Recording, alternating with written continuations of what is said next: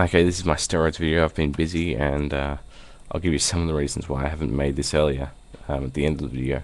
Um, the reason why I wanted to do this video was because of the CNN thing, and I think the media sort of has their finger on what's the problem better than the WWE is, and that is it's a body image thing. It's uh, the the bigger you are, the more likely you are to get pushed.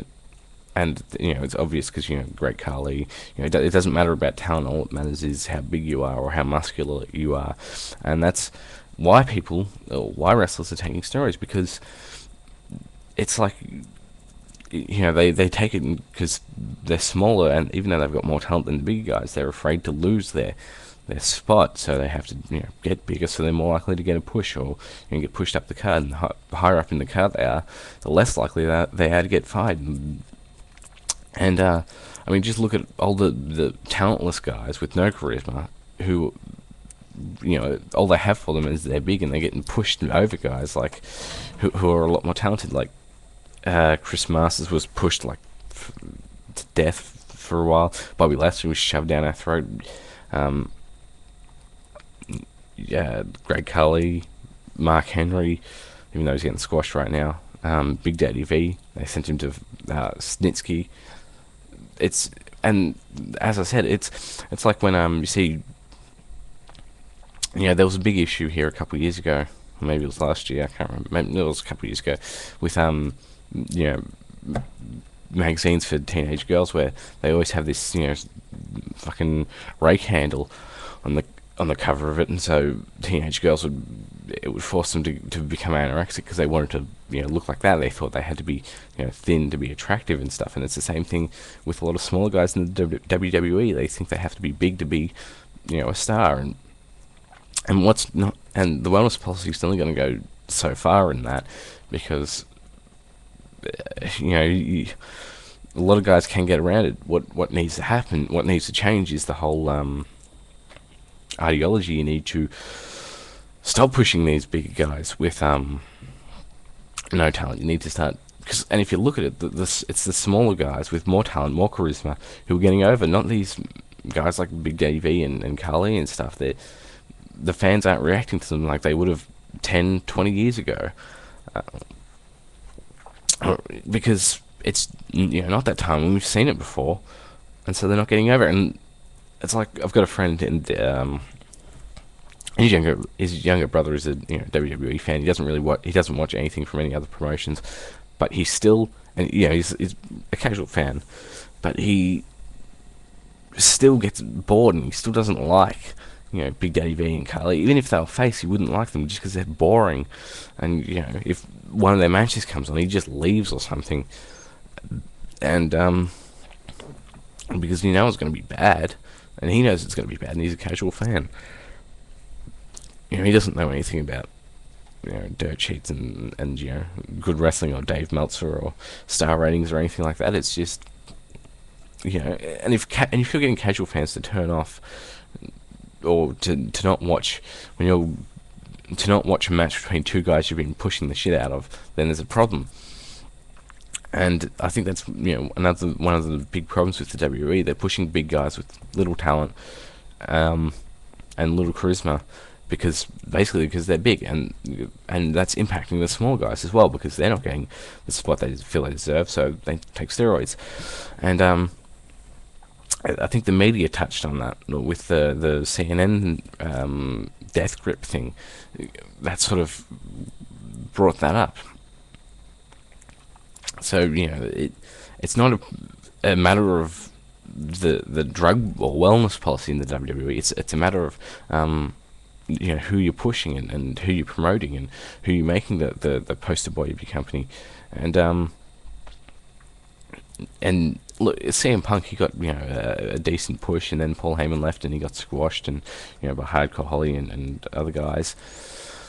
But he was still getting over. It's just because he was charismatic, he was good in the ring, and that's what those are the types of guys that WWE needs to push. And that's when the smaller, more talented guys, and that's when steroids will become less of a problem. And also, they need to lighten the schedule a bit. because a lot of big guys take steroids because their body can't handle that type of schedule, so they take steroids to because, as I said, their bodies can't handle it, so they need to take steroids so their bodies can. Um, anyway, I'll just tell you that's about it for the steroid thing, so you can turn off now if that's all you're interested in. A couple of the reasons why I haven't been making videos is because I have been pretty busy with just some things, happening, like, jobs searching and stuff like that, and just shit in my personal life. Then there's also, I've been doing a lot of reading. I was going to make this video last night, but I went and saw Halloween instead, so I've been doing that a lot. I got a whole bunch of Ring of Honor DVDs. I think I got about, and so I was watching them. I recently got 22 DVDs from IVP videos, so I might not make any videos when I'm watching them, but I'll try to. Oh, by the way, Halloween was a pretty good movie, so if you're a horror movie fan or a fan of the Halloween franchise, then I recommend you go see that. I've also been writing my book on wrestling from a fan standpoint, and that's also inspired me to me and a friend have been thinking about starting our own indie promotion, making our own ring, because it's not very hard. You can get the resources for it pretty easily and pretty cheap, as opposed to buying a ring for like $10,000 or whatever. But yeah, in about like 1 or 2 years, sometime started in the independent promotion around the Melbourne, Australia area, because there are about 14 independent promotions in Australia, no major ones, I might add. But yeah, there are 14 independent promotions, and I think one around Victoria. There's about 5 around Victoria, but I'm not. I think one of them might have gone under because they haven't been running any shows, and their website hasn't been updated, and so. And that was probably pretty much the biggest one within the Victoria, which is the state I live in. So there might be some space for another indie promotion. I mean, there's not really an indie promotion which can draw more than 500 people on a regular basis here. Even the bigger indies would have trouble drawing those types of numbers, and I'm sort of seeing their flaws and why they're not doing better business. And me and my friend was saying, could you see what the problems were, and think where we come in. And it wouldn't just be because I am a Ring of Honor fan. It wouldn't just be like an imitation of Ring of Honor or whatever. So don't think that, because it would be pretty unique. I've got a lot of ideas for it. There's only the one problem would be is the money, but I've got plenty of money, so I could get it I could fund it to an extent, but I need a bit more money. That's why we'd start in like 12-24 months, something like that. But yeah, it would be we feel it would be a pretty unique promotion, not really in terms of somewhat in wrestling style, but also in everything, like how it's booked, how it's promoted, and just basically how the promotion is run. It would be something pretty unique, we feel. But yeah, if there's any updates on that, I'll tell you about it.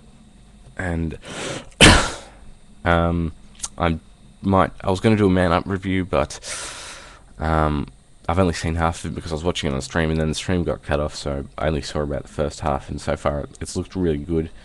I have been enjoying it, and I haven't done any other reviews for a while, and I'm basically not going to. I'll do a review of Armageddon, or I'll try to do a review of Turning Point if I see it. I probably won't, but if I hear people say good things about it, I might check it out and see what I think of it. Anyway, I'm pretty tired, so and I've got some things to do, so talk to you guys later.